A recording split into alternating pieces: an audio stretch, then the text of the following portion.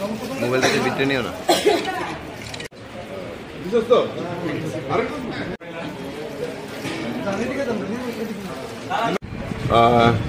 আমাদের প্রতাপগড় এলাকার যে রাম ঠাকুর সেবা মন্দির রয়েছে, রাম ঠাকুর সেবা মন্দিরের উদ্যোগে এই যে শারদীয়া দুর্গা উৎসব, সেই শারদীয়া দুর্গা উৎসবকে সামনে রেখে দুস্থ পরিবার যারা রয়েছে, বিশেষ করে যারা আমাদের মাতৃশক্তি, তাদের মধ্যে বস্ত্র বিতরণের আয়োজন করা হয়েছে।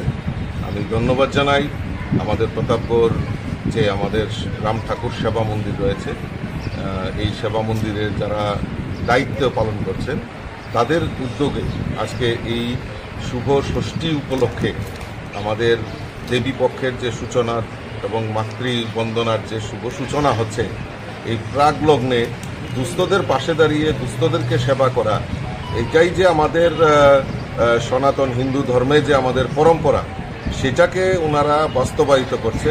আমি তাদেরকে পুনরায় অশেষ ধন্যবাদ জানাচ্ছি এবং আশা করি আগামী দিন আরও সামাজিক কাজে ওনারা এগিয়ে আসবেন। রাম ঠাকুর আমাদের পরমাধ্যায়ক দেবতা, ওনার শ্রীচরণে আমরা প্রণাম জানাচ্ছি এবং আপনাদের মাধ্যমে আমি সমস্ত রাজ্যবাসীকে শুভ ষষ্ঠী উপলক্ষে অনেক অনেক প্রীতি এবং শুভেচ্ছা জানাচ্ছি।